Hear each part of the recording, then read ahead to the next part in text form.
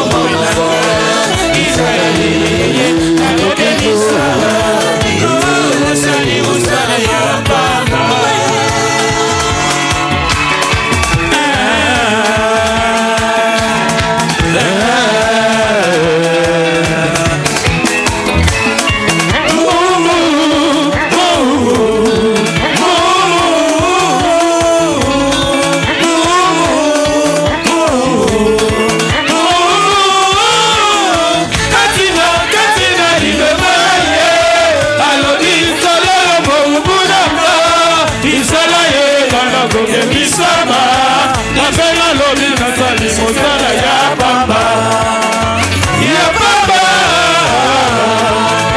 ya Bamba. Dina Lilo Bangaye, Nalobi Yo Bomolanga, Isana Lilo Bisama, Napena Lobi Natali Mosala ya Bamba, ya Bamba. Ya Bamba, Nalilo Bagaka Boye, Nalilo Bagaka Boye, Nagoto Zaga Basali, Nabisana ya Bolingo, Zambena Bobo, Nalilo Ba, Zambena Bobo, Nalilo Ba, Nalilo Ba,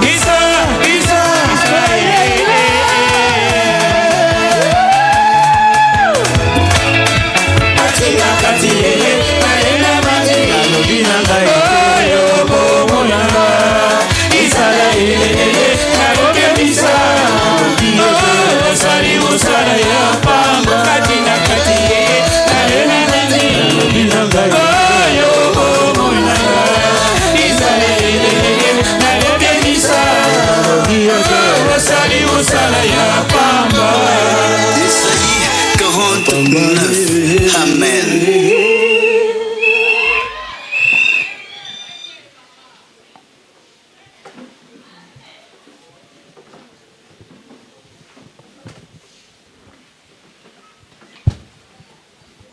Amen, peuple de Dieu. Amen, la grande famille de Christ. Bien. Après la prédication, suivie de témoignages et de questions, il est temps que nous puissions, en quelques minutes, écouter l'exhortation. Amen.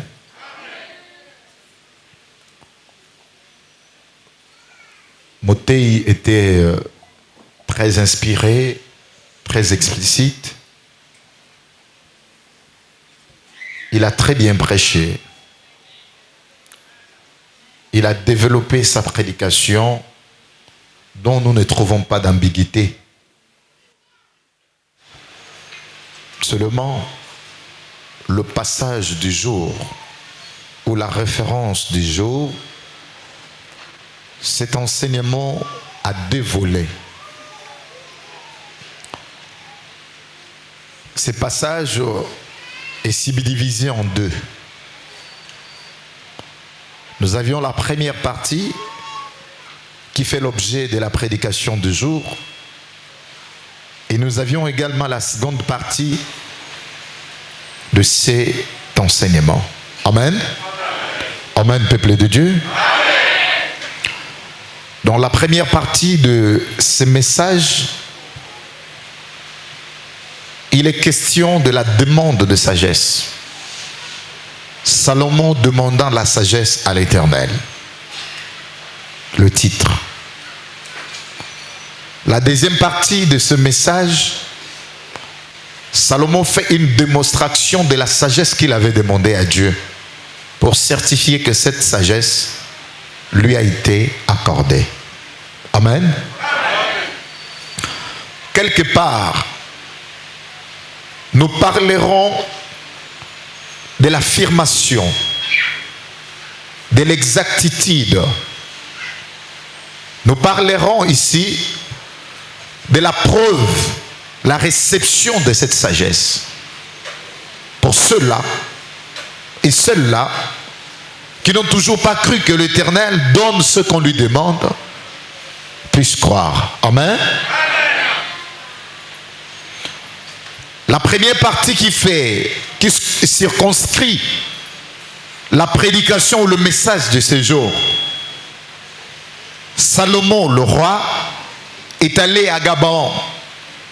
Après plusieurs temps d'observation et d'analyse, de réflexion, car il aurait bien voulu poser un geste qui n'a jamais été posé depuis que le monde existe, en signe de gratitude ou de reconnaissance envers Dieu, car son élection ou son choix a été aussi particulier et a une signification double.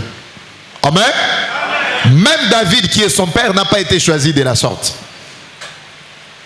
Avant que Salomon ne soit mis au monde, Dieu a parlé de Salomon. Il te naîtra un fils qui sera un homme de repos. Une promesse était sortie. Amen. Il te naîtra un fils qui sera un homme du repos. Salomon sera son nom. C'est lui qui bâtira une maison à mon nom. Je vous épargne beaucoup trop de détails. La deuxième partie de ce message ou de ce passage, c'est ce qui fera l'objet de notre exhortation d'aujourd'hui. Amen. 1 Roi chapitre 3. La prédication se trouve dans la première partie, précisément dans le verset 4. Je ferme la parenthèse. Nous viendrons le rouvrir après. Amen. Un constant sur l'Église dans l'ensemble. Pourquoi tenez-vous, les serviteurs de Dieu, pour responsable de ce qui vous arrive pendant que vous êtes à l'église? Amen. Il arrive un moment, les fidèles se lamentent, les fidèles se plaignent à cause de ce qui leur arrive étant à l'église. Et ils en tiennent pour responsable les serviteurs de Dieu. Amen. Écoutez comment vous tenez vos propos. Mos, Motei, je suis à l'église. Je fais ce qu'on me demande de faire. Pourquoi ceci m'est arrivé? Pourquoi je me retrouve toujours dans cette situation? Amen. Oui. D'une part, vous avez raison de revenir vers les serviteurs de Dieu pour poser les problèmes. Mais d'une autre part, vous avez tort parce que vous n'avez jamais cherché, avant de venir vers les serviteurs de Dieu, à comprendre ce qui ne va pas. Pourquoi est-ce que ceci est possible? Amen. À un moment donné, lorsque vous vous mettez dans cette attitude, ça vous démotive. Et vous vous découragez de suivre le chemin de Dieu. Et il y en a beaucoup d'entre vous qui ont pris des décisions de rester chez eux. Ils ne viennent même plus à l'église parce que pour eux, ils sont dessus.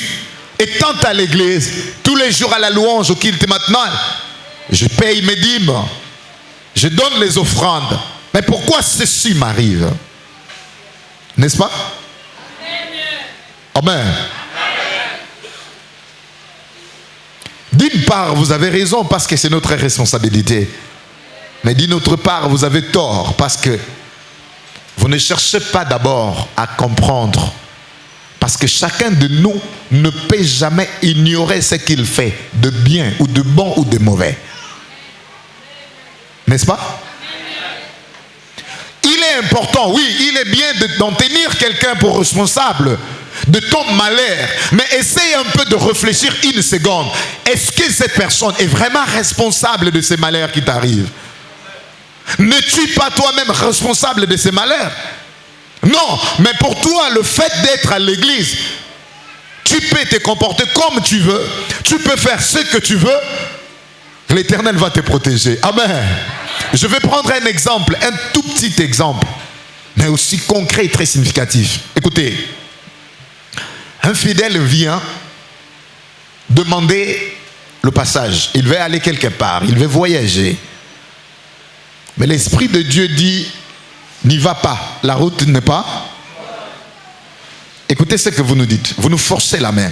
Mos, prie seulement, j'ai déjà acheté le billet. Je ne peux plus rien faire. Mets ça seulement en prière pour que je voyage en paix. Que Dieu me protège. Vous voyez, n'est-ce pas? Premier exemple. Deuxième exemple. Vous vous présentez vers le serviteur. Voici une proposition que je reçus. Le serviteur t'en dit, il ne faut même pas t'y mettre dedans. C'est de l'arnaque. Ne mets pas le pied, tu vas te faire arnaquer. Non, serviteur, mettez ça seulement en prière. J'ai vraiment besoin de ça. Comment veux-tu qu'on puisse mettre en prière tandis que le Seigneur dit que le chemin n'est pas bon, la route n'est pas bonne, il n'y a pas la route, ne voyage pas. Mais tu insistes, tu forces la main au serviteur. Lui ne peut rien faire. Ce qu'il te dit, c'est ce que le Seigneur l'a dit. Au regard de la préoccupation dont vous aviez présenté. Amen.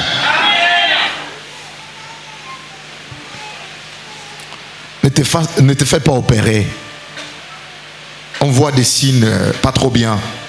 Non, Mos, j'ai trop mal. Mettez ça seulement en prière que ça se passe bien. Je vais faire une offrande. Maman, si Dieu dit, ne fais pas ceci, cela, ne forcez pas la main. Ce qui sort en premier, c'est ce qui vient de Dieu.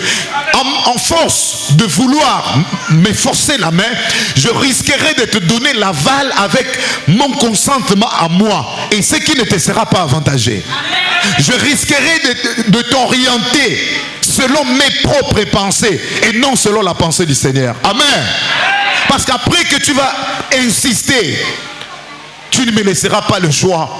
Je serai obligé de te dire, vas-y. Si quelque chose t'arrive, et après tu sais ce que tu vas dire. Et pourtant je suis allé voir le serviteur de Dieu, mais il m'avait dit de partir, il a prié pour ça. J'ai même donné une offrande pour ça. Mais pourquoi ceci m'est arrivé? Parce que tu n'avais pas voulu écouter la voix de l'Éternel. Mais pour toi tu dis qu'on doit implorer la grâce de Dieu, on doit mettre cela en prière, on doit, parce que tu veux, parce que tu as déjà acheté le billet. Est-ce que ton billet est plus mieux que ta vie? Amen. Ton billet est plus important que ta vie? Écoutez, un exemple biblique.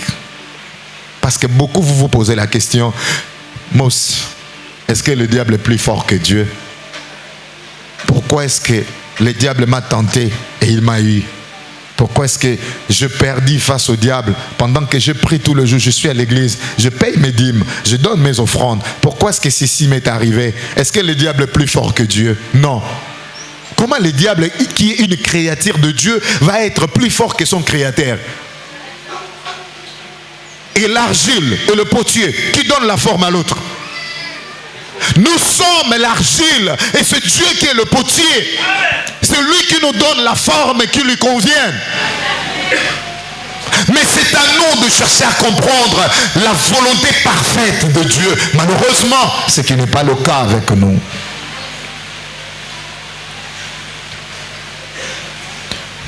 La naissance de Jésus, fils de Dieu. Amen. La naissance de Jésus, fils de Dieu. Les mages ont vu l'étoile et ils en ont suivi.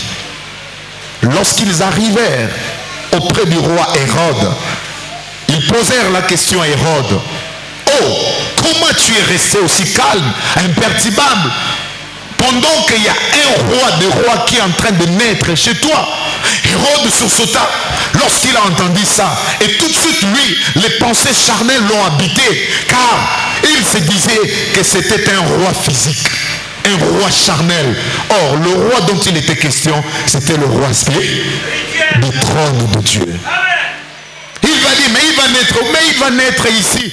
Mais il est où? Non, nous sommes en train de suivre l'étoile. Allez-y voir où est né le roi et revenez vers moi, m'annoncer pour que moi aussi j'aille l'adorer. Les idées étaient négatives. Amen. L'idée d'Hérode, c'était d'aller tuer l'enfant qui était né, Jésus. Les mages sont partis. Ils adorèrent Jésus. Et au retour, l'ange de l'Éternel leur a dit, ne repartez plus sur la même voie. Changez de voie. Ne retournez plus chez Hérode et ne lui dites pas là où l'enfant est né, car il a l'intention de faire du mal à cet enfant. Êtes-vous sûr que Dieu ne pouvait pas protéger Jésus d'entre les mains d'Hérode? Amen. Mais pourquoi il a demandé aux mages de ne plus prendre la même route? Hérode s'est rendu compte que les mages l'ont menti, l'ont trompé. Ils ne sont plus revenus vers lui. Alors, il va prendre une décision. La décision est quoi? De détruire cet enfant. Il va patrouiller là où il trouvera cet enfant, il va le tuer. Mais la nuit, l'ange de l'Éternel vient parler à Joseph en disant ceci. Lève-toi, prends l'enfant et ta femme. Allez-y vous réfugier en Égypte jusqu'à ce que Hérode soit mort. Amen. Pensez-vous que Dieu n'était pas capable de protéger Jésus étant sur place? Dieu n'était pas capable de tuer Hérode pour qu'il ne touchât même pas Jésus. Mais pourquoi est-ce que Dieu demanda à Joseph de prendre le bébé et sa femme de fuir en Égypte? L'Éternel a estimé que l'endroit idéal pour mettre à l'abri l'enfant qui est né, c'était en Égypte. Il y avait une mission spirituelle qui devrait s'accomplir sur l'Afrique, car la naissance de Jésus et la mort de Jésus, la clé provient de l'Afrique. Et c'est pourquoi il est dit, l'Afrique est le berceau de... Amen, peuple de Dieu. Il a fallu que Jésus puisse sa présence en Afrique. Mais voilà pourquoi les Africains nous sont marginalisés. Sur le plan charnel, l'Éternel ne nous a rien donné de grave. Mais sur le plan spirituel, il nous a tout donné. C'est comme le blanc n'ont pas. Vous trouverez que la Bible, c'est écrit noir sur. Qu'est-ce que vous comprenez par là? Amen. Qu'est-ce que vous comprenez par là?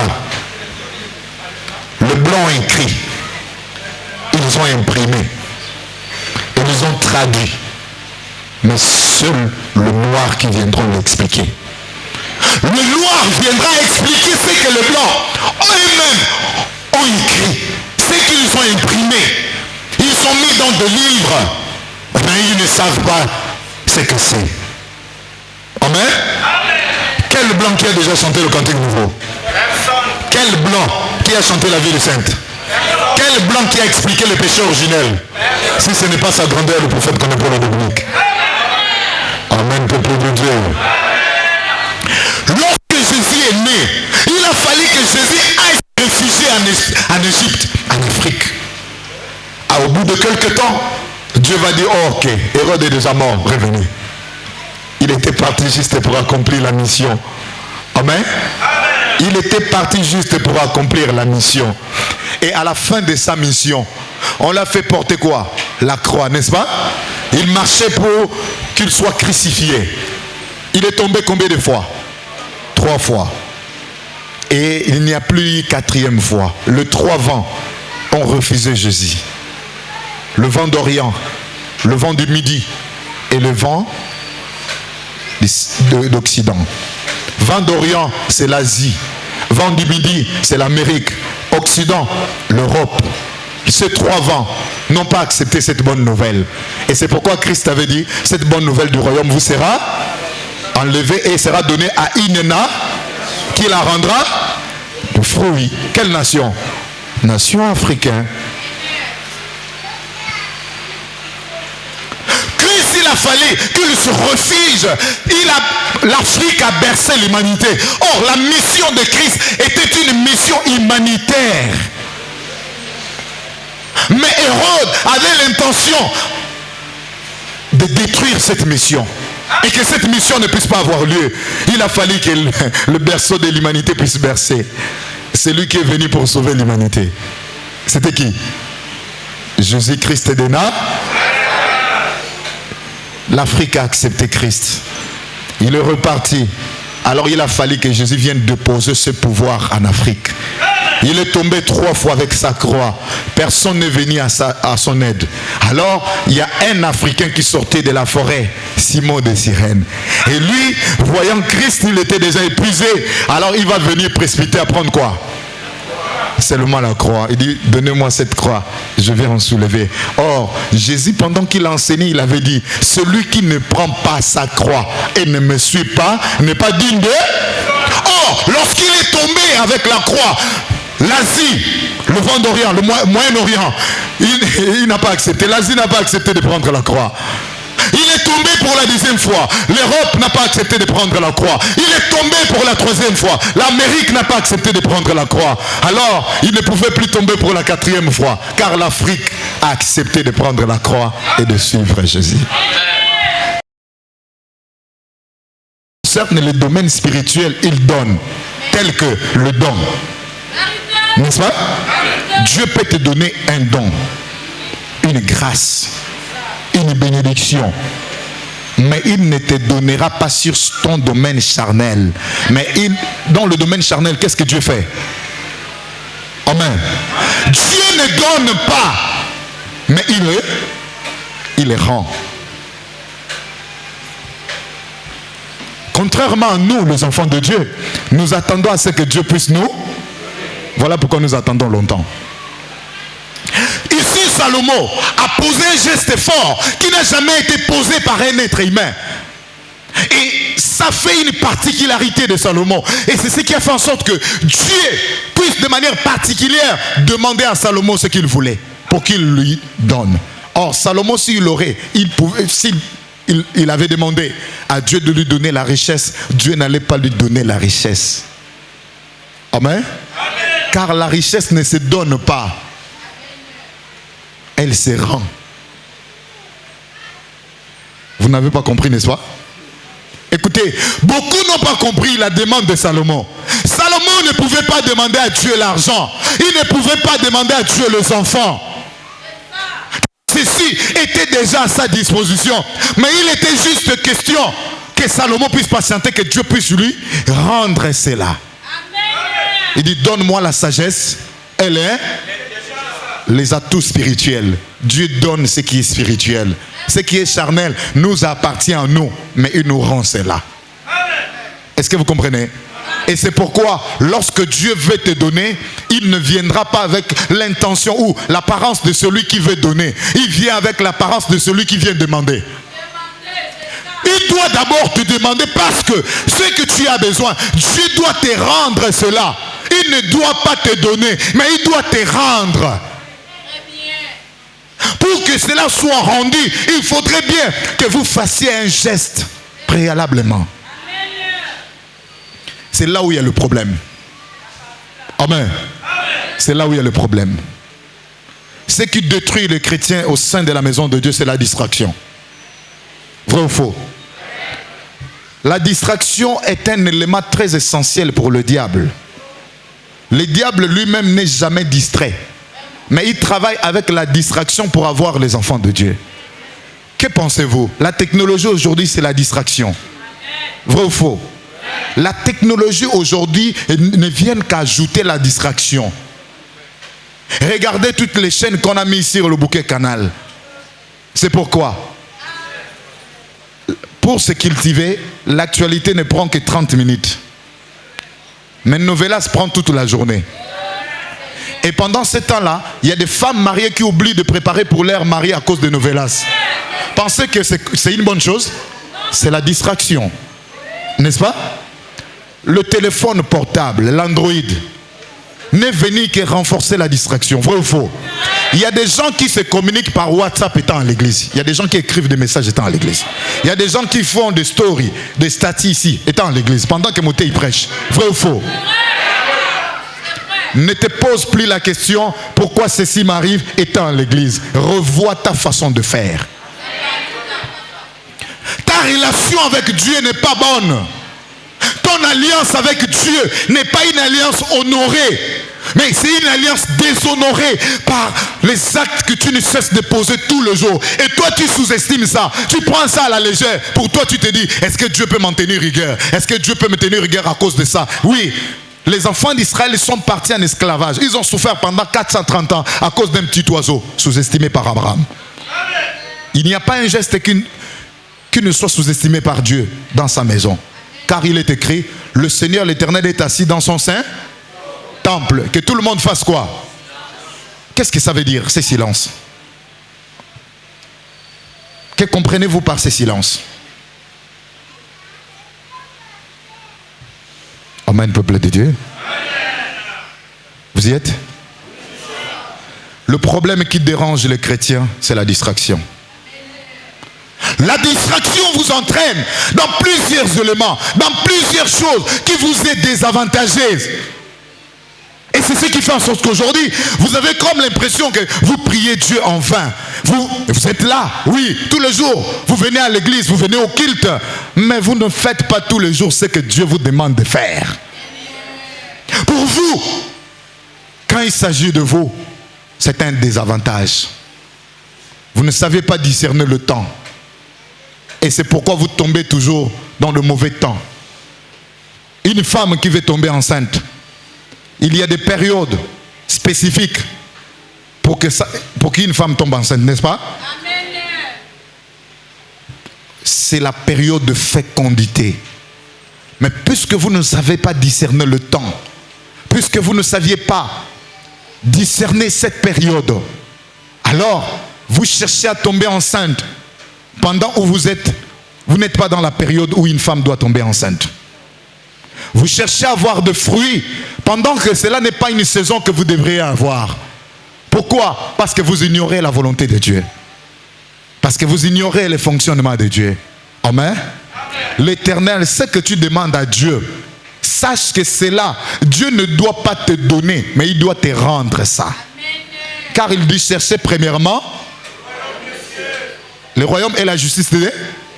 Attendez, là aussi, vous avez beaucoup d'ignorance dans ça. Qui a créé le royaume des cieux? Ce n'est pas ce que disent les Écritures. Cherchez premièrement le royaume et la justice de... Il s'agit du royaume de Dieu, pas du royaume des cieux. Premièrement, on cherche le royaume de Dieu. Vous savez pourquoi? Jésus est arrivé dans le monde. Jésus dit, je suis le chemin, la vérité est là. Nul ne vient au Père. Jésus dit, je suis le chemin, la vérité et la vie. Nul ne peut obtenir, ne peut avoir la vie s'il ne passe pas par le chemin qui mène vers la vie. Jésus est le chemin qui mène vers la vie. Mais avant tout, il y a 3 étapes. La première étape, c'est de connaître le chemin. La deuxième étape, c'est de connaître la vérité. Après avoir connu la vérité, vous serez comment? Affranchi. Et c'est alors que vous aurez là. Mais vous voulez avoir la vie sans connaître le chemin et sans connaître la vérité. Est-ce possible? Voici la vie des chrétiens. La distraction. Vous savez quoi? Moté a prêché du début jusqu'à la fin. Là où c'était pertinent, vous n'avez vraiment peut-être pas dit amen. Mais là où il a seulement fauché avec l'article, c'est ce que vous avez retenu aujourd'hui.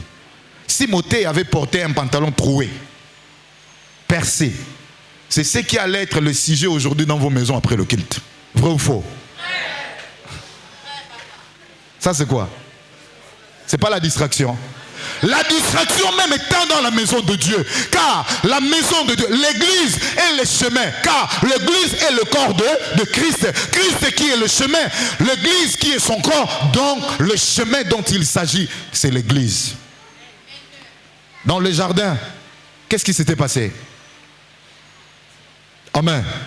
Qu'est-ce qui s'était passé dans le jardin? Après le péché, Dieu chassa Adam et Ève. Il a envoyé le chérubin protecteur. Pour faire quoi? protéger le chemin de l'arbre de... Qu'est-ce que ça veut dire? Amen. Au lieu que le chérubin protecteur protège l'arbre de vie, parce que c'est cet arbre qui contenait la vie, l'homme n'avait pas le droit de toucher au fruit de cet arbre.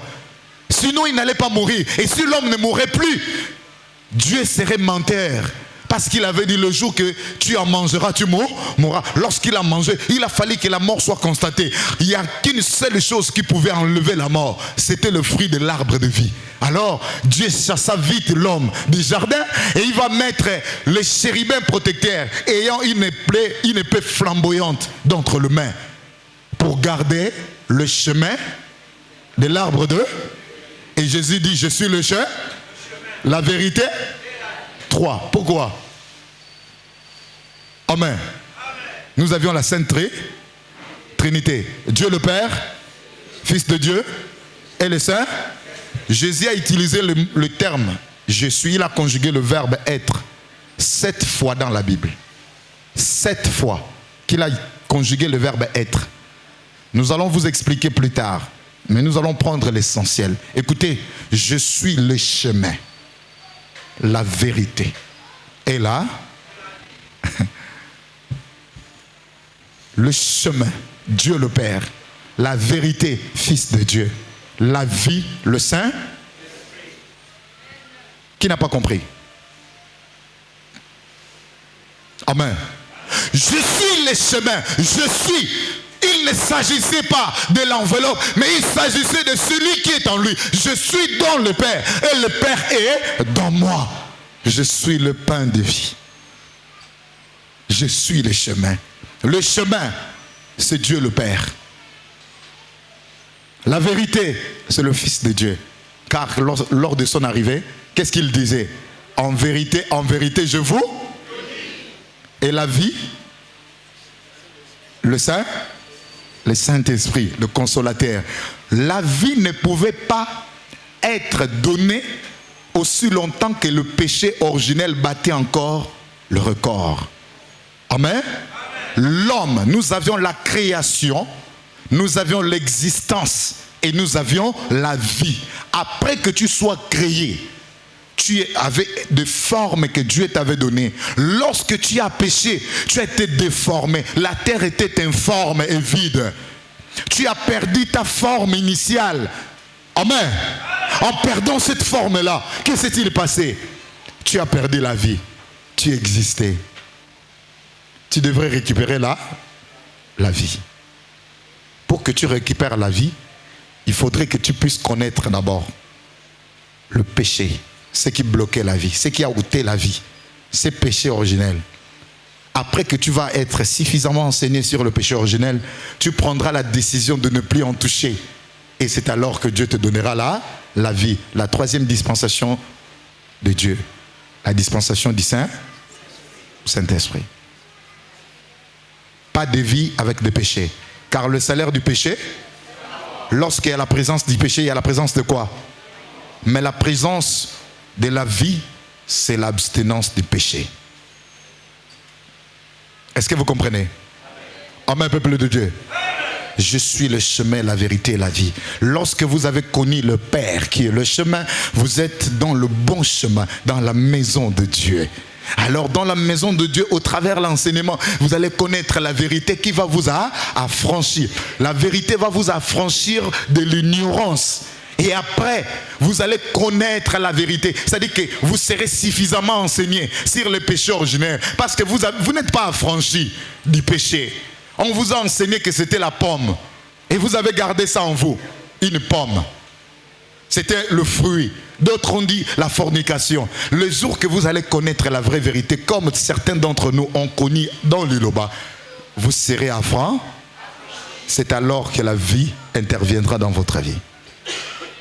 C'est quelle vie? La vie éternelle. Voilà. Dieu t'a enlevé la vie. Tu existes. Cette expression, tu as l'habitude d'utiliser ça tous les jours. J'ai comme l'impression que je n'existe plus. N'est-ce pas? Ce que tu m'as fait, dans ma tête, je dis que tu n'existes plus pour moi. Pourquoi on ne dit pas que tu ne vis plus pour moi? Ce qu'il m'a fait, j'ai eu l'impression que je n'existais même plus. Je ne voyais plus rien.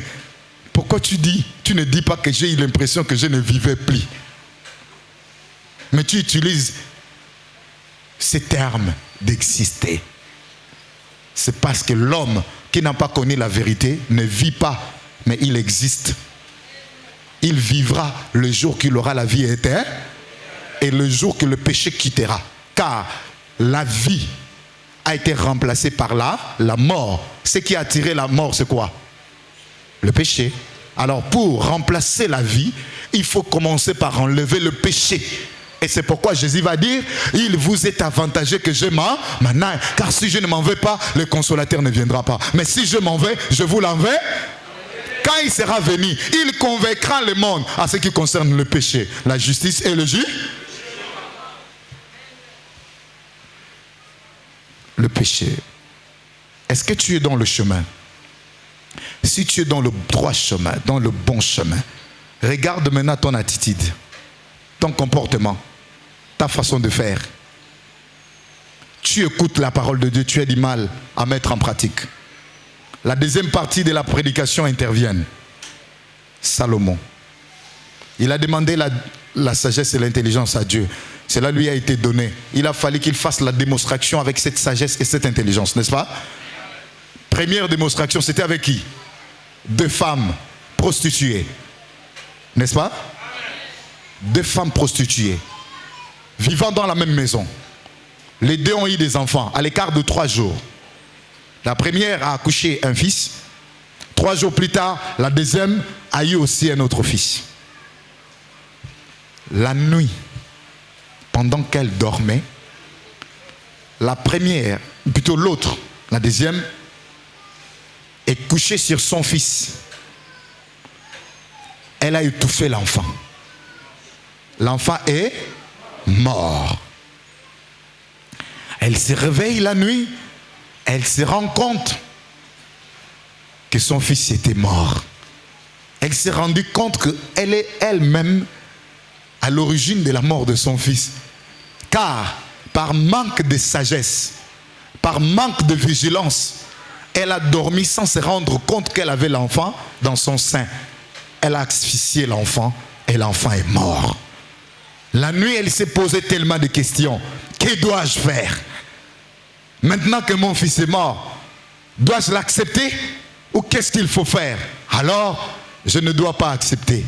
Elle a regardé l'autre. Elle dormait profondément. Mais pendant qu'elle dormait, elle était vigilante. Elle veillait sur son fils. Elle n'a pas laissé le temps d'asphyxier son fils. Elle a bien encadré son enfant. Alors, elle est allée, elle a pris le fils qui est mort. Elle a mis sur le sein de celle qui avait son fils vivant. Et elle a pris son fils qui était vivant, elle a mis sur son sein, elle rendort. Amen. Écoutez, je vais vous interpeller sur quelques points. Je voudrais que nous étudions ensemble, en quelques minutes. 2 femmes prostituées. Pourquoi on met l'accent de la prostitution sur ces 2 femmes? Premier point. Deuxième point, les 2 ont eu les enfants. N'est-ce pas? Mais les 2, dans la distraction, les 2, dans manque de vigilance, ont eu des soucis. La première a eu le souci, son fils est décédé. La deuxième a eu le souci, c'est-à-dire que pendant que son fils vivait, était dans le sommeil, l'autre venait prendre son enfant sans qu'elle ne sache. Ça veut dire qu'elle aussi, bien qu'elle a veillé sur son enfant, mais elle était distraite. Elle n'a pas pu veiller comme cela se devait. Car si elle était vigilante, on n'aurait pas pris son enfant. Et la nuit, elle n'a rien remarqué. C'est le matin, quand elle regarde, elle sent que l'enfant était glacé. Elle observe bien. Non, ça c'est pas mon fils. Amen. Oui. Elle a réalisé que ce n'était pas son fils. C'était le matin. N'est-ce pas? Elle est partie vers l'autre. L'autre a nié complètement. Et les deux sont partis chez le roi. Chacune s'est expliquée. Le roi dit, mais toi tu dis que c'est ton fils qui est vivant. Et toi aussi tu dis que c'est ton fils qui est vivant. Maintenant, celui qui est mort, c'est le fils de qui? Amen. Amenez-moi l'épée. On va couper les deux enfants au milieu. Celui qui est mort, on le coupe au milieu. On donne une partie à chacune. Et celui qui est vivant, on le coupe également au. On donne une partie à chacune. La mère de l'enfant dit, je préfère voir mon enfant vivant, même si de loin. Mais au moins qu'il soit vivant. Je n'accepterai pas de voir la mort de mon fils. Je n'accepterai pas de voir le sang de mon fils. Roi, donnez-la. Donnez l'enfant à celle-là. Je préfère que l'enfant là soit vivant. Ne tuez pas cet enfant. Et l'autre dit, non, le roi, quelle sagesse. Coupez seulement les deux enfants. Amen. La partie là ne nous intéresse même pas. Ce qui nous intéresse, c'est le deux fils, les deux femmes. Une va pouvoir tuer son fils et l'autre a gardé son fils, mais a perdu son fils pendant son sommeil. Ça revient au même, n'est-ce pas? L'autre, par manque de vigilance, a tué son enfant. L'autre a bien protégé l'enfant, mais elle n'était pas aussi vigilante. Elle a aussi perdu cet enfant, car sa voisine est venue prendre son bébé sans qu'elle ne sache, parce qu'elle était profondément en...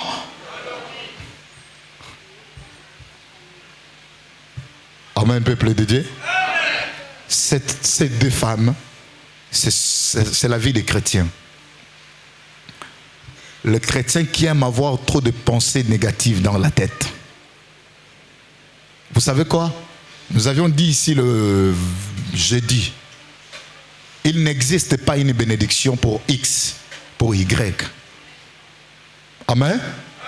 Mais vous ne connaissez pas comment fonctionner. Vous ne connaissez pas la puissance de Dieu en vous. C'est pourquoi vous perdez votre fils pendant que vous dormez. Beaucoup d'entre nous, autant que nous sommes ici, ont perdu leur fils pendant le sommeil. Vous vous endormez profondément, sans tenir compte que vous avez asphyxié votre fils. Vous avez tué votre fils. Au milieu de la nuit, le matin n'était pas encore arrivé, où la lumière devrait jaillir. C'est toujours dans la nuit. Vous sortez du sommeil, c'est là où vous vous rendez compte que le fils est déjà mort. Et vous cherchez à faire quoi? À prendre le fils de l'autre. Et vous aussi l'autre, vous aviez votre bébé, vous ne l'avez pas étouffé, mais vous l'aviez laissé voler. Amen. Quand est-ce que vous allez vous réveiller de ce sommeil? C'est le matin, lorsque vous sortez du sommeil, c'est là où vous vous rendez compte que vous avez perdu votre fils. Mais quand vous l'avez bien regardé, non, quand j'essaie de bien regarder, celui-ci n'est pas.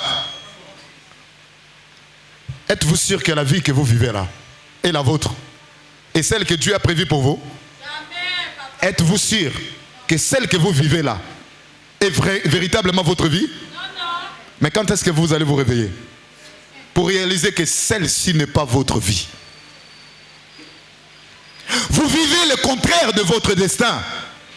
L'Éternel a bien dit dans sa parole, je connais le projet que j'ai formé pour vous. Quel type de projet? Et non demain. Regardez tout le malheur qui t'entoure au quotidien. Est-ce vraiment votre vie que Dieu a prévue pour vous? Est-ce vraiment le projet que Dieu a formulé pour vous? C'est le projet de ces malheurs qui vous arrivent? Non, c'est parce que vous êtes en train de dormir. Il y a deux types de fidèles. Il y a les uns où il y a l'un qui a tué son enfant dans le sommeil. Mais il y a l'autre qui n'a pas tué son enfant, mais qui s'est fait arracher. On l'a arraché son enfant pendant qu'elle dormait, sans se rendre. Quel sommeil! Comment quelqu'un peut dormir aussi profondément? Il y a des gens comme ça ici, hein? À peine 2 secondes qui ferment l'œil. Si vous écoutez le ronflement, même les trains mati, comme le camion, comme. Les mamans souffrent, hein? Dormir avec un mari qui ronfle comme ça. Hey! Tu te réveilles un moment la nuit, tu le regardes, tu dis, hey, Seigneur, ça c'est quel problème comme ça? Hein? Amen. Il y a des gens qui dorment comme ça. Il y a des femmes, quand elles dorment, elles peuvent même se retrouver dehors. On la soulève, on dépose dehors sans qu'elle ne se rende compte. Vrai ou faux? Le matin, j'ai dormi ici, oui. Pendant que tu dormais là, tu as même tué ton fils. Tu ne t'es pas rendu compte. Papa, tu as tué ton fils sous le sommeil sans que tu puisses te rendre compte. Le matin arrive, tu essayes d'ouvrir les yeux et tu constates que le fils qui est à côté de toi est mort. Mais quand tu observes bien, tu réalises que ce n'est pas ton fils. Amen. Ma vie était prometteuse. Je vivais bien. Je commençais mes études tranquillement. À un moment donné, le cours de la vie a basculé. Tout a changé. Le malheur est rentré dans ma vie. Je ne comprends rien. Ce n'est pas que tu ne comprends rien. Réalise aujourd'hui que ton fils était mort de ce jour-là. Réalise que c'est ce jour-là que tu as fait perdre ton fils. Vous savez à cause de quoi? Du sommeil. La distraction. Il y a des gens qui sont à l'église ici, là, qui ont déjà tué leur fils sous le sommeil. Sous la distraction, tu as détruit ta destinée, ton destin. Ta promesse a été dérobée. Ta promesse a été détruite. Ta bénédiction t'a été déviée par quelqu'un qui a veillé sur son enfant. Et elle a failli avoir une distraction. On a pris l'enfant, mais le roi l'a remis son enfant. Car le matin, lorsqu'elle s'est réveillée, elle est sortie tôt du sommeil. Elle s'est rendue compte que ce fils-là n'était pas le tien. Lorsque tu te réveilleras de ton sommeil, il faudrait simplement que ça ne soit pas tard pour que tu te rendes compte que la vie que tu es en train de mener là n'est pas celle que Dieu a prévue pour toi. Peut-être que le roi te rendra ton fils. C'est là où je viens. C'est ce que nous avions dit. N'attends pas que Dieu puisse te donner, mais il va te rendre. L'Éternel m'a rendu, c'est long. C'est long. Mais comment est-ce que le roi a eu l'idée de rendre cet enfant à cette femme? Il a constaté que c'est à cette femme où il y avait cet instinct maternel. La mère de l'enfant ne voudra pas voir son fils mort. Mieux vaut de le voir d'entre le bras de quelqu'un d'autre, mais vivant, que de le savoir mort, parce que j'avais insisté. Mais celle à qui l'enfant n'appartient pas a toute facilité de dire coupez, comme si c'était un tissu qu'on coupait. Amen. L'Éternel m'a rendu selon ma droiture, selon ma pureté.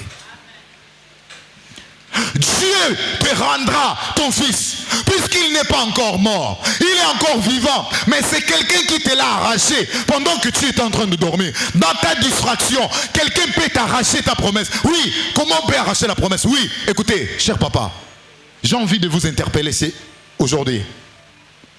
La promesse qui vous a été faite par la prophétie, sachez que quelqu'un peut t'arracher ça. Amen. Est-ce que vous êtes d'accord avec moi? La bénédiction de quelqu'un n'existe pas. La promesse de quelqu'un, vous allez entendre le Mosakul dans l'oracle, il va dire, il y a une maman ici que je vois qui cherchait les enfants, mais Dieu t'a rendu féconde, tu es enceinte, ou tu seras enceinte. On a dit à qui? Ine. Pourquoi on n'a pas donné son nom? La bénédiction ne se donne pas, mais elle, ça. Là où tu es assis, en écoutant une telle promesse venant de l'Éternel, tu peux saisir cette promesse sans que tu ne sois concerné. Oui, tu es aussi concerné parce qu'on n'a pas cité le nom de quelqu'un. On n'a pas désigné la personne, mais on a parlé d'une maman. Amen. Mais ça peut aussi être toi, cette maman-là. Seigneur, c'est moi. C'est à moi que tu parles. Le monde disent, c'est du dehors, ils parlent de quel terme? Scellé. Ils scellent la prophétie. Non, oui, ils ont tort dans certains mots, peut-être la manière de l'expliquer, mais ils ont raison. Car, je vais vous donner un exemple. Isaac veut bénir Ésaü, son fils. Son fils n'était pas mort, hein? Il était vivant. Et Isaac n'était pas distrait. Mais regarde ce qui s'est passé, vous allez comprendre. Il appela son fils Ésaü, l'aîné. À bientôt, je vais mourir. Je vais, avant que je ne meure, que je te bénisse. Va. Trouve-moi du gibier. Fais-moi un bon plat. Tu m'amènes. Après que je mangerai, je vais te bénir. Ésaü est parti en brousse. Isaac n'a pas raconté à sa femme. Isaac n'a pas dit à Jacob, son fils, le cadet d'Ésaü. Il s'est confié à son fils. Amen. Il s'est confié à son fils. Mais le fils était dans un profond sommeil. Il ne réalisait pas ça. Il est parti en brousse. La mère a entendu de loin. Et elle va venir dire à son fils cadet, Jacob, ton père veut bénir ton frère Ésaü. Voici ce qu'il lui a demandé. Alors moi je te dis, va me chercher 2 chevreaux. Ton père a demandé un gibier à ton frère, mais moi je te demande 2 chevreaux. Amène-moi ça. Je vais préparer un bon plan comme ton père aime. Et tu iras lui déposer ça. Il va manger. Après quoi il va te bénir. Tu peux devenir comment? Tu peux perdre la vie, mais tu ne vas jamais ignorer tes enfants. Vrai ou faux? Même par une simple démarche, tu sais que ça c'est tel qui marche comme ça en désordre.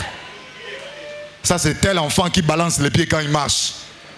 Même par l'odeur, même par la voix, tu sauras discerner tes enfants, n'est-ce pas? Pensez-vous que Isaac avait béni Jacob parce qu'il ignorait que c'était Jacob? Parce que Jacob avait rempli les critères. Si tu veux prendre la bénédiction qui est en l'air, ou la bénédiction qui est destinée pour X ou Y, il faudrait simplement que tu remplisses des conditions que Dieu demande à ces derniers. Isaac a demandé à bénir Ésaü, parce que Ésaü avait des critères. Il était éligible à la bénédiction. Mais Jacob n'était pas éligible. Mais sa maman l'a aidé à le devenir, à remplir ses critères, afin d'arracher la bénédiction qui était destinée à son frère. Écoutez ce que la maman va dire. Va me prendre 2 gibiers. Si la maman l'aurait envoyé devant son père sans le plat, il allait trouver la bénédiction? Il allait avoir cette bénédiction-là? Non, ton père veut bénir ton frère. Va. Demande-lui de te bénir à la place de son frère. Ça allait se faire. Mais puisqu'il y a quelque chose que son père avait demandé, il a fallu que Jacob se présente avec cette chose à main. Le double même de ce que le père avait demandé. Lorsqu'il est allé, papa, voici. Or avant, sa mère lui dit, prends la peau de cet animal, attache ça ici au niveau de main, de paume de main ici, et au niveau du cou. Prends le beau vêtement, le beau habit de ton frère. Mets ça sur toi pendant un temps pour que l'odeur de ton frère reste. Et prends la nourriture, va déposer à ton père. Vous voyez les critères? Il fallait refléter l'odeur d'Ésaü. 1. 2. Il fallait être vêtu comme il l'était. N'est-ce pas? Et 3. Il fallait amener 2 gibiers pour dépasser ce que Ésaü a amené, afin d'obtenir cette bénédiction, pour arracher la bénédiction. C'est que vous ne connaissez pas. Amen. Pendant que vous êtes à l'église, un malheur vous arrive. Dites-vous, soit vous étiez en train de dormir, quelqu'un a volé votre fils. Ou soit vous dormez profondément et vous avez étouffé votre fils, il est mort. Le problème là ne revient pas au serviteur de Dieu. ce problème est dû à la distraction qui t'habite. Je peux vous le démontrer. C'est calme à démontrer. C'est tellement tranquille. Vous venez à l'église, n'est-ce pas?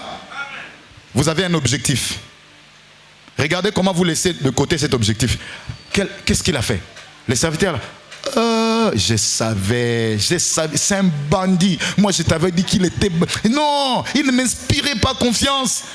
Tu vois, je t'avais dit quoi? Quand je l'ai regardé, ça bouille là, je n'aimais pas voir ça. Ça, ce n'est pas l'objectif qui t'a amené ici, n'est-ce pas? Mais tu as trouvé ça ici et tu t'es emballé. Tu as même pris ça sur toi comme si c'était ton affaire. Quoi? La sœur l'a fait quoi? Vraiment, regarde, tu vois, je t'avais dit quoi? Elle est comme ça. N'est-ce pas? C'est ça, papa. Amen. Vous vous retrouvez ou pas? Quelqu'un vient te dire, tu vois, j'ai vu un moté là-bas, au carrefour Léomba, en train de péter des grégables. Seigneur, tu vois, les aventures. D'ailleurs, je ne donne plus la dîme. Papa, chasser transport de serviteurs de Dieu. Ah, moi, si je n'en ai pas, quand tu sors là, je ne donne pas. Je te donne pour aller boire de bière. Tu as oublié l'objectif. Voilà celui qui est en train de dormir. C'est celui qui vient à l'église, qui trouve un sujet banal et il s'intègre.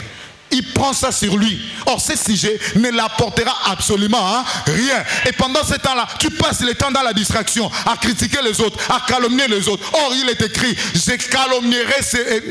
j'anéantirai celui qui calomniera son frère en secret. Mais toi, tu te mets dans un groupe. Et ce groupe-là ne parle que mal. Ce groupe-là ne parle rien de constructif. Et c'est là où toi, tu trouves ton plaisir. Après quelques temps, tu vas te rendre compte que tes problèmes ne font que ça, s'empirer. Et tu vas revenir, les serviteurs, je paye la dîme. Tout ce que vous me demandez, vous m'avez demandé de faire l'offrande, je l'ai fait. Pourquoi est-ce que ça ne tient toujours pas? C'est que vous ne priez pas bien. Vous voulez qui prie comment? Ils vont dorénavant soulever les pieds à la place de la main ou bien? Les pauvres prient bien, mais c'est toi qui dors. Sors du sommeil. Tu es dans un profond sommeil, au point où tu as perdu ton fils sans que tu puisses te rendre compte. Amen. Est-ce que tu as des critères? La promesse était pour Ésaü. Jacob a bénéficié de ça. Parce que Jacob préalablement chercha à remplir des critères. Amen. Il est parti, son père l'a béni. Lorsque Ésaü vient, papa, j'ai apporté ce que tu m'as demandé. Ésaü, ton frère est venu avec riz, il a tout pris. Il a tout pris, il n'y a plus rien. Papa, même un peu, donnez-moi. Il dit, c'est fini. Tout ce que je peux te dire, ton frère va toujours dominer sur toi. Car il a tout pris. Son père savait que c'était Jacob. Mais il n'avait rien à faire. Jacob avait rempli des critères. Papa, la promesse peut être destinée à quelqu'un d'autre. Mais si vous remplissez des critères, vous aurez cette promesse. Il y a une élévation ici. Cette élévation-là, vous pouvez bien avoir ça. Il suffit que vous remplissez des critères. C'est pourquoi la maman est là pour vous orienter. La maman, c'est qui? La maman, c'est l'église. Il faut savoir discerner le temps, discerner la période. Car notre mère qui est sur la terre, notre père qui est aux cieux, lorsque papa promet de bénir quelqu'un d'entre nous, c'est là, peut-être aussi toi. Ça peut aussi être toi, maman. Mais le problème avec toi, tu ne sais pas arracher la bénédiction. Mose, comment peut-on arracher la bénédiction? Ou comment on arrache la bénédiction? On arrache la bénédiction en remplissant les critères pour devenir éligible. Amen. Mais vous voulez arracher la bénédiction sans remplir les critères? Mais vous n'aurez pas ça. Vrai ou faux? Ton fils est mort. Tu l'as tué pendant le sommeil sans que tu puisses t'en apercevoir. Tu as tué ton bébé sans que tu saches. Tu t'es fait arracher ton bébé pendant le sommeil. Ta promesse à toi, maman. Moi, depuis que je suis à l'Iloba, ça ne tient pas. À chaque fois que Dieu te promet, il y a d'autres personnes plus violentes que toi. Arrache ça. Et toi, tu restes toujours dans la même situation, dans le même état, et tu as l'impression, tu te poses beaucoup de questions. Tel est venu à témoigner, pourquoi moi je ne témoigne pas? Tel est venu, peut-être il a témoigné avec ta bénédiction. Ce témoignage-là, c'était ton témoignage. Mais puisque tu dormais profondément, tu ne voulais pas te réveiller vite pour réaliser que cette vie dans laquelle tu vis n'est pas la tienne. Le matin, qu'est-ce que ça veut dire le matin? Il faut te réveiller tôt. Je ne comprends pas ma vie. Je prie tout le jour, mais je n'ai rien. Les uns, il y en a ceux qui viennent après moi témoignent. Moi, je ne témoigne pas. Ils témoignent peut-être avec ton témoignage. Ce témoignage-là, c'était ton témoignage. Amen. La promesse t'a été destinée. Mais puisque tu étais en train de dormir dans la distraction, tu n'as pas vu venir à la promesse. Mais l'autre a vu venir à la promesse. Et il a arraché cette promesse. Et il en a bénéficié. Lorsqu'il viendra témoigner ici, tu l'envies. Or, ce témoignage-là, c'est toi qui devrais donner ça. Amen. Vous pensez que Dieu, parce qu'il a vu Jacob est venu, il va dire que Jacob n'aura pas ça. Non, Jacob avait eu cette bénédiction. La preuve, c'est que Dieu l'a suivi pour valider cette bénédiction. Vrai ou faux? Mais vous, référence. Amen. Romains 13. Romains chapitre 13, verset 11. Romains. Lisons ensemble. C'est tellement pertinent cette référence. Amen. C'est la vie quotidienne des chrétiens. Voilà pourquoi vous avez vu, nous avions bien signalé que la deuxième partie de la prédication devrait faire l'objet de l'exhortation. Mais on a commencé par la préoccupation majeure des chrétiens. Vous y êtes? Romains chapitre 11 et chapitre 13 plutôt. Nous commençons à partir du verset 11. Lisons ensemble. Romains 13, verset 11. Cela importe d'autant plus que vous savez à quel temps nous sommes. C'est l'heure de vous réveiller enfin du sommeil. Car maintenant, le salut est plus près de nous que lorsque nous avions cru. 12. La nuit est avancée. Les jours approchent. Dépouillons-nous donc des œuvres de ténèbres et revêtons les armes de la lumière. Marchons honnêtement comme en plein jour, loin des excès et des livrogneries.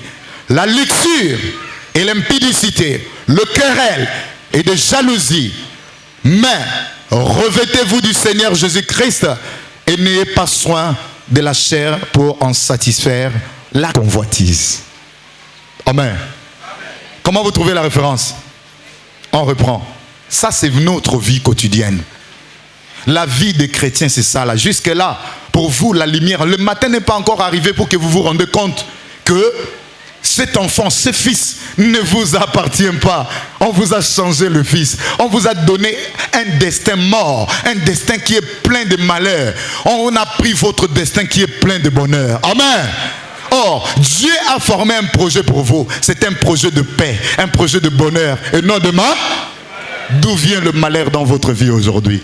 Le malheur vient auprès de celle qui est venue changer votre fils pendant que vous vous endormez. Suivez la lecture. Romains chapitre 13, verset 11, à partir du verset 11 jusqu'au verset 14. Cela importe d'autant plus que vous savez à quel temps nous sommes. Cela importe d'autant plus que vous savez à quel temps nous. Est-ce que vous le savez vraiment? Vous ne savez pas discerner le temps.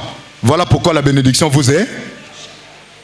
Dieu est grand par sa puissance et sa grandeur nous. La grandeur de Dieu nous échappe par la distraction. Parce qu'on est distrait.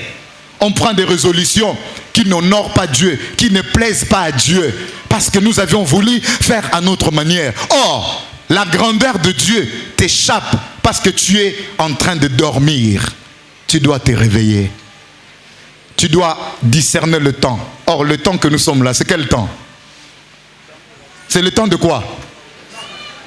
Le temps de quoi? C'est le temps, la période de fécondité. Il faut savoir discerner le temps pour que vous sachiez quand est-ce que vous pouviez demander ceci, cela à Dieu. C'est pas à tout moment, c'est pas dans toute période. La mangue n'aura besoin d'une production qu'à la saison de la mangue. Mais vous, à la saison de la mangue, vous demandez à Dieu l'orange. Vous l'aurez? Parce que vous ne savez pas discerner le temps. Une femme qui est dans une période de fécondité ou de fécondation, cette femme-là, c'est une période sensible, très importante pour elle si elle veut tomber enceinte, n'est-ce pas? Et si elle ne veut pas de la grossesse, elle prendra des mesures contraceptives pour éviter à ce qu'elle tombe, parce que la période est glissante pour elle, n'est-ce pas? Alors, si vous saviez discerner la période avec Dieu, vous sauriez à quel moment qu'il faut demander ceci, cela à Dieu, et cela vous sera accordé. Car il est écrit, tout ce que vous demanderez avec foi par la prière, vous l'aurez. Mais vous ne recevez pas, parce que vous ne savez pas discerner le temps. Cela importe d'autant plus que vous savez à quel temps nous sommes. C'est l'heure de vous réveiller enfin du sommeil. Ce temps-là, c'est déjà le matin. Amen. Le matin est déjà... Or, cette femme s'est rendue compte que le fils mort à ses côtés n'était pas le tien. C'était le matin, lorsqu'elle est sortie de son sommeil. Toute la nuit, elle n'a même pas tenu compte qu'on l'avait changé l'enfant. Il est temps que vous vous réveillez de votre sommeil. Maman, il est temps que vous vous réveillez de votre sommeil. Papa, il est temps que vous vous réveillez de ce sommeil. Le temps là, le temps des actions de grâce, c'est le temps où nous renouons avec Dieu. C'est le temps où nous recommençons avec Dieu. C'est le temps où nous nous engageons pour demander quoi que ce soit à l'Éternel. Car Dieu nous a donné la feuille de route en disant, ne vous inquiétez de rien, mais en toute chose, faites connaître vos besoins à Dieu par des prières, des supplications, avec des actions. La période des actions de grâce, c'est la période de fécondation, de fécondité. C'est la période de fertilité. C'est une bonne période pour demander quoi que ce soit à l'Éternel. Et cela vous sera accordé. Anne, c'est dans cette période. Elle s'est rendue dans le temple. Elle a adressé sa prière à Dieu. Et Dieu a exaucé ses actions de grâce en lui donnant Samuel. Mais Anne savait qu'elle aura un fils, car elle va promettre à Dieu. Dieu, si tu me donnes, tu donnes à donner à ta servante cet enfant mâle, je le consacrerai dans ta maison. Cet enfant sera dans ton service. Cet enfant, le rasoir ne passera pas sur sa tête. Amen. Est-ce que vous comprenez ça? Le rasoir ne passera pas sur sa tête. Pas de distraction. Anne a demandé à l'enfant, mais elle savait qu'au travers de ces actions de grâce, Dieu va me donner l'enfant. L'enfant n'était pas encore venu. L'enfant n'était pas encore là. Mais Anne avait tellement la certitude parce qu'elle avait bien fait ses actions de grâce et elle demandait à Dieu, quand tu vas me donner ces garçons que j'attends, je le consacrerai à toi. Oui, les actions de grâce, c'est ce qui rend la demande de chacun de nous efficace. Quelle que soit la circonstance, quel que soit tout ce que vous demanderez, car Dieu ne nous dit pas ce que nous devons demander et ce que nous ne devons pas demander. Il nous dit, tout ce que vous demanderez avec foi par la prière, vous le recevrez. Or, la foi est représentée, définie par ses œuvres. Les œuvres qui sont les actions, ce qui accompagne la demande. Merci Seigneur, car je sais qu'à bientôt tu vas me donner. Voici ce que ça veut dire, les actions de grâce qui accompagnent la prière, la demande. Quand vous faites une demande à Dieu, accompagnez des actions de grâce. Vous savez ce que ces actions de grâce veulent dire? Seigneur, je te remercie parce qu'à bientôt tu vas me donner ce que je t'ai demandé. Avec certitude, vous n'avez pas besoin de douter, car la foi est une ferme assurance de choses qu'on espère, n'est-ce pas? Une démonstration, celle qu'on ne voit. Hein? Ne croyez pas d'abord quand tu verras. Non, heureux ceux qui croient sans avoir. Celui qui croit sans qu'il ne voit ce qu'il demande à Dieu doit être heureux, car il fait preuve de sa foi à l'Éternel. N'est-ce pas? La période là. Est-ce qu'il y en a certains parmi nous ici qui discernent cette période? Oh, heureux ceux qui discernent la période là et qui en prennent en considération. Heureux ceux qui se torturent et ceux qui se donnent la peine à cause de cette période, car c'est une période sensible. Si vous ratez cette période, c'est fini, vous attendrez l'année prochaine. Voici la période.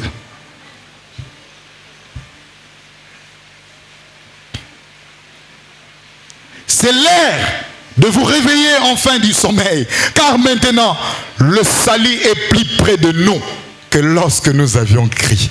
Maintenant, ce salut est déjà là. Amen. Amen les mamans. Vous voyez ce que vous demandez à Dieu? Vous l'aviez toujours demandé dans de mauvaises périodes. Car il vous dit, vous demandez et vous ne recevez parce que vous demandez mal, dans le but de satisfaire vos passions. Adultère que vous êtes, ne savez-vous pas que l'amour du monde est inimitié contre Dieu? À celui donc qui veut être ami du monde se rend ennemi de Dieu. Vous demandez et vous ne recevez pas parce que vous demandez mal et dans la mauvaise période. Maintenant, cette période-là, le salut est plus près de nous. C'est la période où nous devons demander à Dieu. Mais la procédure, la feuille de route voudrait que nous puissions accompagner cette demande des actions de grâce. Mais ceux qui dorment encore, c'est ceux-là qui disent, ah, qu'est-ce que je vais faire? Et le jour J, il va venir, il va dire, ah, moi je n'ai rien trouvé. J'ai un petit 2000, je mets dedans. Je n'ai pas trouvé, j'ai trouvé un petit 10 000, je mets dedans. C'est tout ce que j'ai trouvé, je vais faire comment? Je n'en ai pas maintenant, qu'est-ce que je fais? Il y en a d'autres qui prennent des enveloppes vides, qui mettent. Vous vous moquez de Dieu. Vous dormez dans le sommeil. En faisant cela, vous tuez votre fils pendant que vous dormez. Le sommeil étouffe l'enfant là. Ne dis jamais, puisque je n'en ai pas, je n'ai pas eu, qu'est-ce que je fais? Non! Tu dois. Parce que cette période-là ne reviendra pas 2 fois dans l'année. Une seule, si vous ratez l'occasion. Allez, demain vous allez venir dire que non, je suis à l'église tous les jours, serviteur. Pourquoi ceci m'arrive? Pourquoi ma vie ne change pas? Je prie tous les jours, mais pourquoi les choses ne s'améliorent pas? Voici la réponse. Est-ce que vous avez eu la réponse? Arrêtez de tenir les serviteurs de Dieu pour responsables de malheur qui vous arrive étant à l'église, pour responsables du retardement de vos bénédictions, de vos grâces, du responsable pour tout ce que vous demandez à Dieu qui tarde aujourd'hui. Vous en êtes vous-même responsable, car vous n'observez pas ce qui est nécessaire et vous ne savez pas discerner le temps et la période.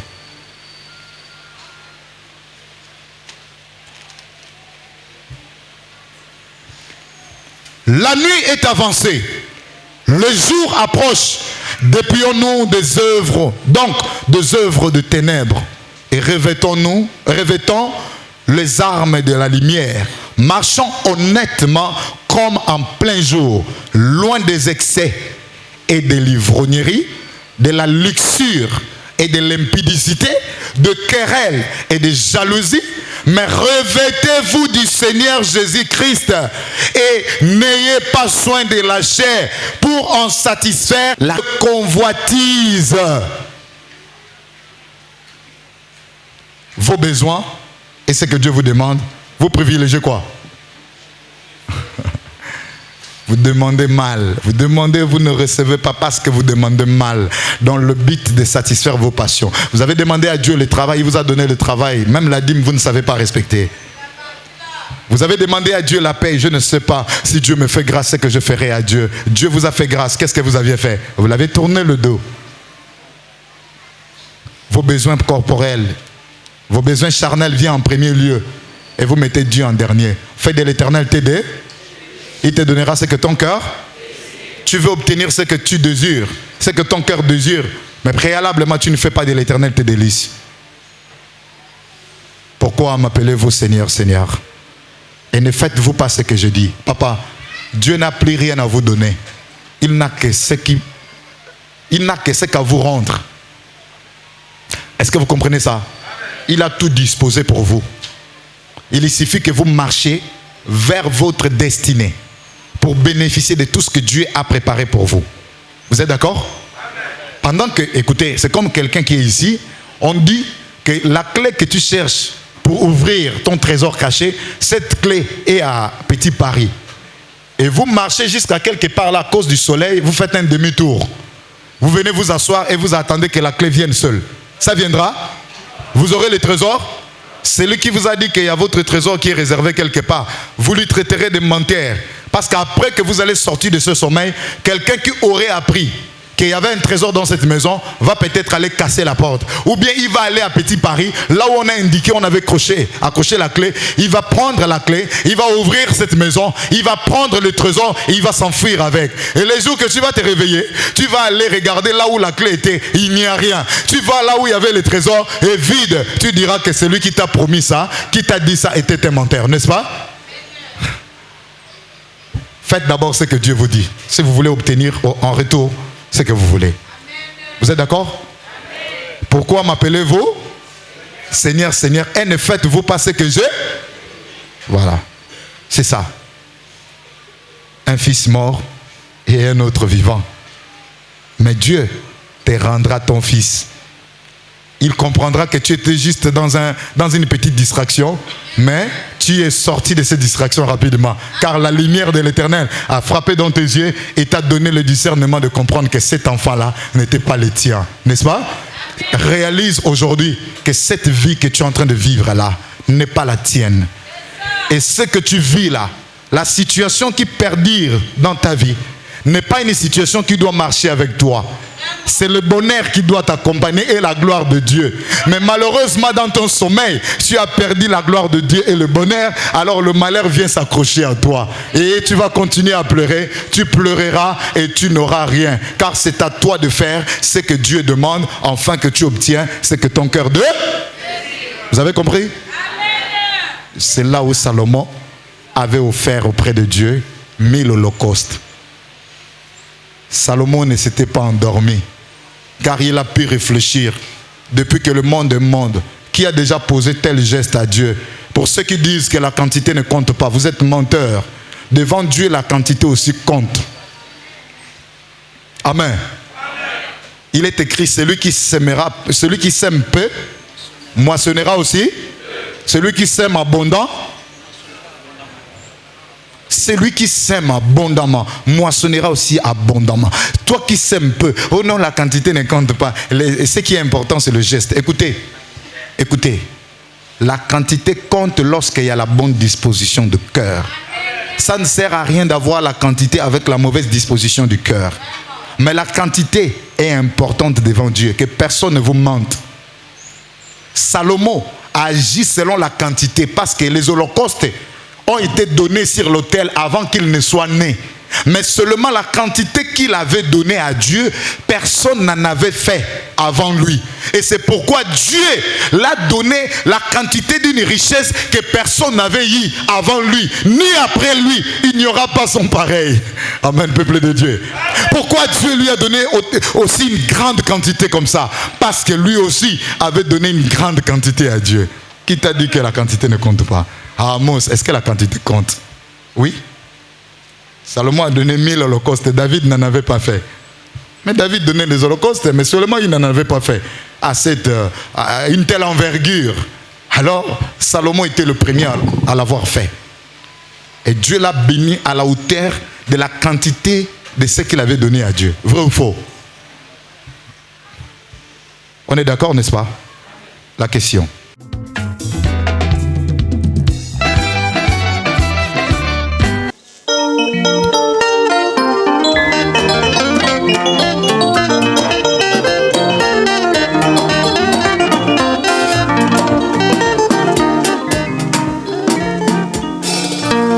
Amen.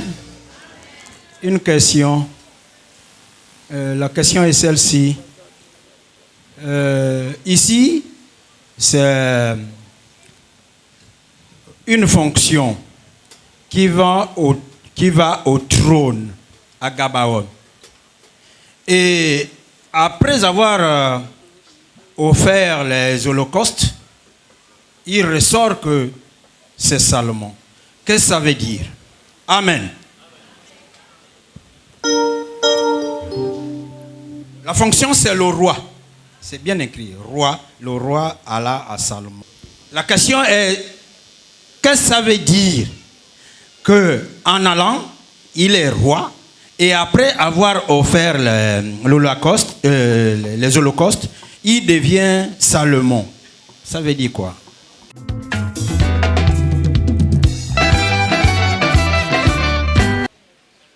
Non, il était Salomon.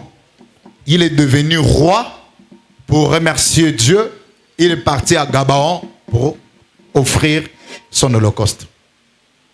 Salomon était son nom, roi était sa fonction.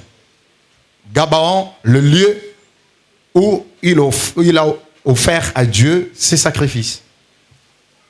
Hein? Voilà. Donc il n'était pas devenu Salomon.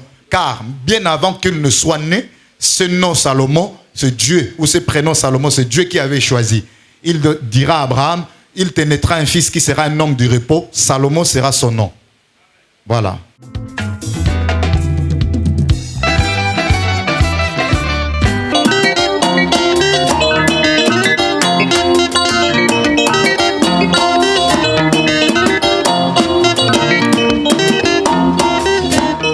Amen.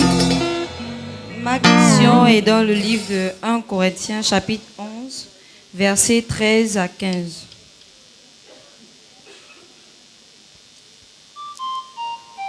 1 Corinthiens chapitre 11.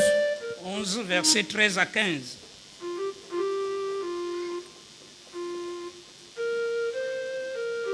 « 1 Corinthiens chapitre 11, versets 13 à 15. Nous lisons les Saintes Écritures au nom de notre Seigneur Jésus-Christ de Nazareth. Jugez-en vous-même. Est-il convenable qu'une femme prie Dieu sans être voilée?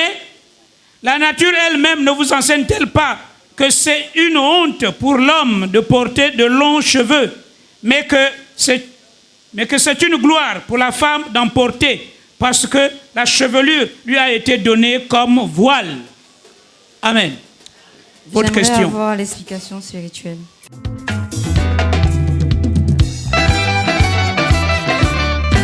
La femme doit se voiler la tête. Les préceptes, les ordonnances, les lois, le commandement ont été observés de manière charnelle. Les gens n'ont pas pu comprendre le message clé, spirituel qui se cachait derrière tout ça là. Et ils se sont comportés comme ça parce qu'ils ne connaissaient ni les Écritures ni la puissance de Dieu. Vous avez connu les Écritures, vous avez connu la puissance de Dieu. Vous n'êtes plus ceux qui devraient ou qui doivent rester dans cette ignorance. Amen. Car dehors, ils en ont observé charnellement. Vous irez quelque part, les femmes veulent prier, elles doivent d'abord mettre le foulard sur la tête. Parce que si vous posez la question, on va vous dire, voici dans la Bible, c'est faux. Amen. Elles ont très mal compris la Bible. Il faut leur dire d'arrêter ce qu'elles font. Ce n'est pas biblique. Le voile dont il est question ici, c'est la soumission, l'humilité. Car le chevet de la femme lui sert de voile. Est-ce que vous comprenez? La femme, Dieu a donné à la femme l'humilité, la soumission. Et il a donné à l'homme l'auto. Ça va de pair avec ce passage de Deutéronome qui dit « L'homme ne portera pas le vêtement de la femme et la femme ne mettra pas les habits des hommes. » Les habits dont il s'agit, il ne s'agit pas de pantalon ou de robe ou de jupe. Dans la Bible, ces choses sont spirituelles. L'homme ne portera pas la soumission de la femme, car il est l'image de Dieu. Et la femme ne portera pas l'autorité de l'homme. Elle est l'image de l'homme. Elle a été faite pour la gloire de l'homme. Tandis que l'homme a été fait pour la gloire de Dieu. Tu ne rentreras pas à l'église avec les babouches. Tu dois d'abord te déchausser. Non, il ne s'agit pas de ça, de ces souliers. Ces souliers n'ont rien à voir avec la maison de Dieu. Vous trouverez devant le temple, les gens ont enlevé les chaussures pour rentrer pieds nus. Ça ne veut rien dire. Tu enlèves les chaussures, mais tu n'enlèves pas l'iniquité, le péché sur toi. Qu'est-ce que tu as fait? Le chaussure ou le soulier dont il s'agit ici de péché. Dieu avait dit à Moïse, ne t'approche pas d'ici, car le lieu par lequel tu te tiens est une terre sainte. Ôte tes souliers de tes pieds. Le soulier, c'était l'iniquité qui envahissait la vie de Moïse, car avant d'être appelé, Moïse avait commis un meurtre. Il avait tué un Égyptien.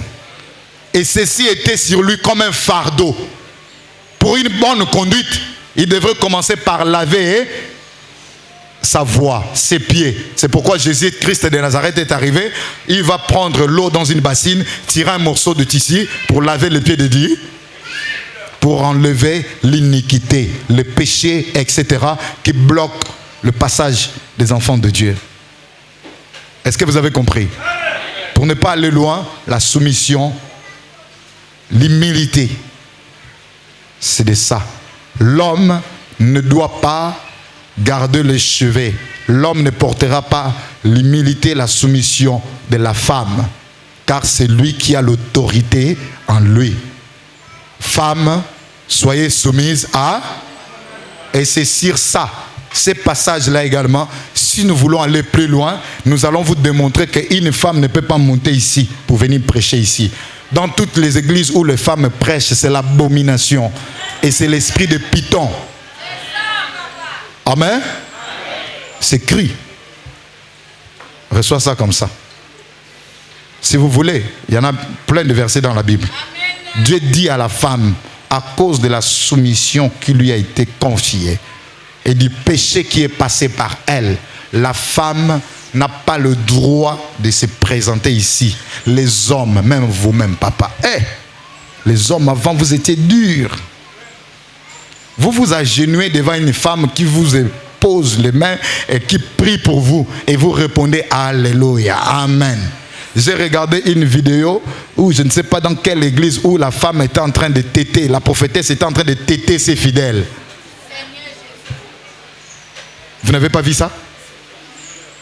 Vous n'avez pas vu ça sur les réseaux sociaux? La prophétesse pour bénir ses fidèles, le papa, maman. Vous voyez votre mari en train d'aller téter chez la prophétesse. Eh Seigneur!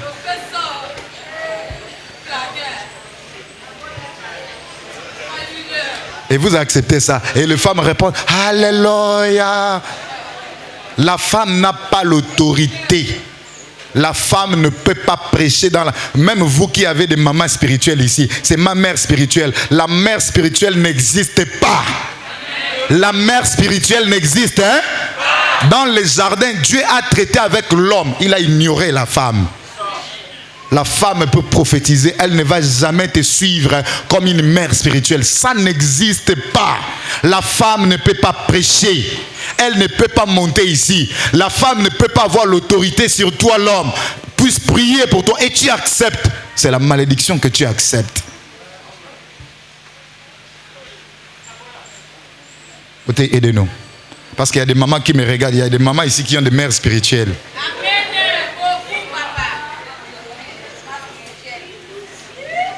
Timothée.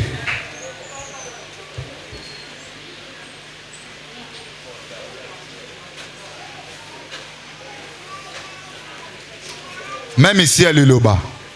Oh, j'avais appelé Mos Godé, elle a prié pour moi.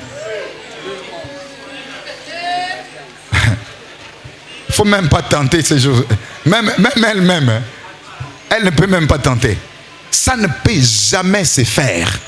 C'est de l'abomination totalement. Timothée 2, à partir du verset 12. Amen. Amen, peuple de Dieu. Amen. Nous lisons les Écritures dans 1 Timothée, au chapitre 2. Nous prenons à partir du verset 11. Nous lisons les Saintes Écritures au nom de notre Seigneur Jésus-Christ de Nazareth. Que la femme écoute l'instruction en silence avec une entière soumission. Je ne permets pas à la femme d'enseigner, ni de prendre de l'autorité sur l'homme, mais elle doit demeurer dans le silence. Car Adam a été formé le premier, Ève ensuite. Et ce n'est pas Adam qui a été séduit, c'est la femme qui, séduite, s'est rendue coupable de transgression. Elle sera néanmoins sauvée en devenant mère, si elle persévère avec modestie dans la foi, dans la charité et dans la sainteté. C'est bon? Les mamans spirituelles sont tombées? C'est bon. Amen. Les mamans, amen. Les mamans spirituelles sont tombées? Oh, ma mère spirituelle, là, m'appelle souvent, on prie ensemble. Continuez à prier. Plus tu continues à prier avec la mère spirituelle, tu continues aussi à plairer. Distraction. Les prophétesses peuvent être là, mais calmement dans le silence, tu viens et te dis, voici ce que Dieu dit. Quand vous terminez, elle te dit, va là-bas, vous allez prier avec les serviteurs. N'est-ce pas? Je ne permets pas à la femme ni de prendre l'autorité sur. Elle doit demeurer. Les femmes ont aujourd'hui les églises. Oh, l'église de maman telle, prophétesse telle, évangéliste telle, femme. Jésus avait combien des apôtres femmes? Féminin de pasteur. Ça n'existe pas. Vous voyez? Ça n'existe pas. Des diacres, oui, il y a des diaconesses. Prophètes, il y a des prophétesses. Mais pasteur, évangéliste, le domaine qui est de l'enseignement, du message à véhiculer, les femmes n'ont reçu aucune instruction venant de Dieu. Aucune instruction Dieu n'a donnée aux femmes à ce qui concerne les messages pour enseigner ici. Vous comprenez? Même le jour où vous venez au culte matinal, les serviteurs ne sont pas encore là. Un papa courageux peut se lever, prêcher ici, exhorter. Et puis à la fin, vous priez seulement, puis vous partez. Papa, ne tente pas de soulever la main. Tu peux seulement exhorter, puis c'est fini. Le culte matinal peut finir. Amen? Oui. Mais la femme, c'est-à-dire que le culte, les servantes peuvent être là. Mais aucune d'elles ne peut monter ici. Ni même pour diriger. Amen? C'est comme ça. C'est compris? La soumission et l'autorité. Vous comprenez? C'est le signe de la simplicité, de la soumission et voilà, de l'humilité. C'est couvrir la tête. Voilà pourquoi vous voyez, nos grands-parents à l'époque avaient cette façon de faire.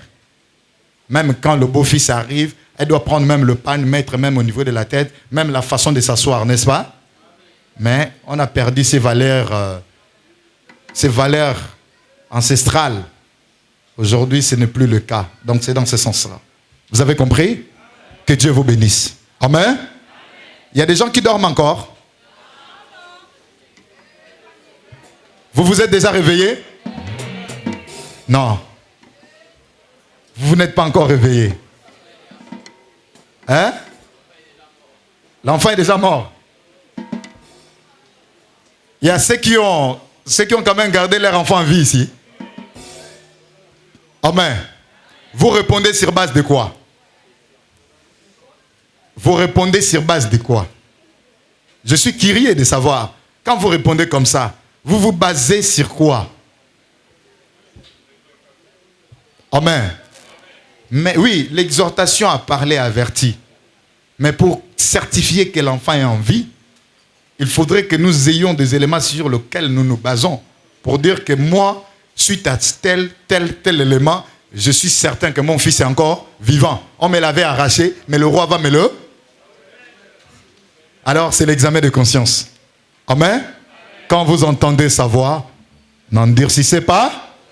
Voici le tabernacle de Dieu avec les hommes. Il habitera avec eux. Ils seront son peuple et Dieu lui-même sera avec eux. Amen.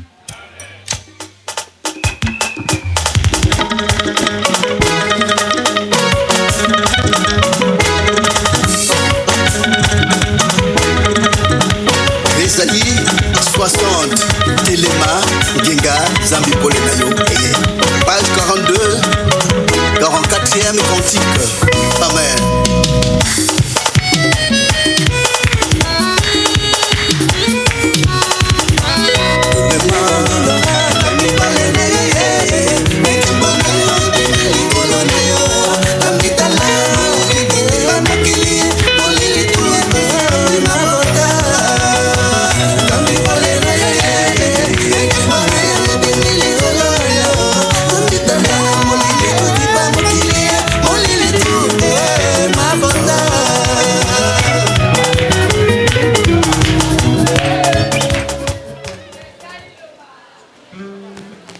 Amen, peuple de Dieu. Amen, Israël en esprit. Amen, les veillants. Voici, nous sommes pratiquement à la fin du conseil de Dieu de ce jour. Mais avant de clôturer, avis à ceux qui sont arrivés en retard, nous allons faire un bref résumé. Alors le conseil de Dieu de ce jour était tiré du livre de 1 Roi, en son chapitre 3, le verset 4. Nous lisons pour une énième fois les Saintes Écritures au nom de notre Seigneur Jésus-Christ de Nazareth. Le roi se rendit à Gabaon pour y sacrifier, car c'était le principal des hauts lieux. Salomon offrit 1000 holocaustes sur l'autel. Amen, peuple de Dieu. Nous avons écouté la prédication et nous avons également suivi l'exhortation. Nous avons été enseignés sur tous les plans et dans les profondeurs. Ce qui nous reste à faire, c'est de prendre cette attitude qui nous est révélée, ce comportement que nous devrons avoir et cette humilité dont nous devrons nous revêtir afin d'être agréables à Dieu et de préparer ce temps dans lequel nous sommes pour que tout ce que nous demanderons au Père, il nous l'accorde. Amen, peuple de Dieu. Voici tout ce qui nous est demandé à l'Église. Nous devrons toujours être prompts à agir, à faire, à mettre en pratique. C'est également la bénédiction qui s'y trouve. Amen, peuple de Dieu. Remercions l'Éternel. Éternel des armées, créateur du ciel et de la terre, nous te disons encore merci pour ton amour particulier, très particulier que tu as pour tes enfants, pour cette journée, Seigneur, pendant laquelle tu nous as amenés en celui afin de nous accorder ta grâce et ta bénédiction. Merci pour tout ce que tu as encore manifesté dans la vie de tout un chacun, pour la résolution des problèmes de chacun de tes enfants ici présents, car beaucoup sont venus avec des inquiétudes, avec des soucis, avec des préoccupations, avec des problèmes, ou même un cas de maladie, quel qu'il soit, que ce soit un cas spirituel ou charnel, c'est toi celui qui est capable d'enlever ce mal.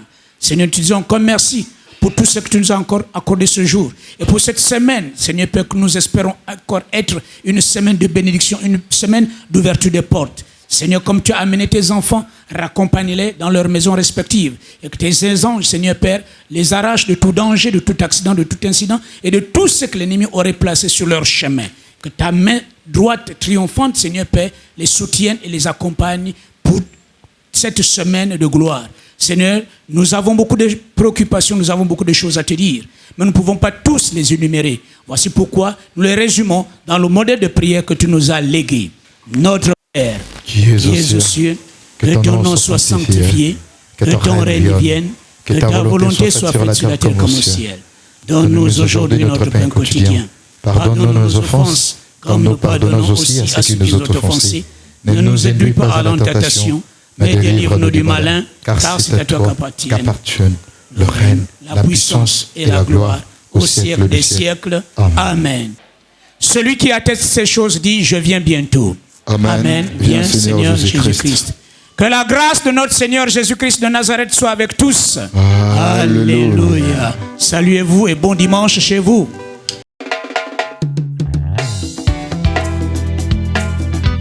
Psaume 31, le premier verset jusqu'à 6e verset. Amen.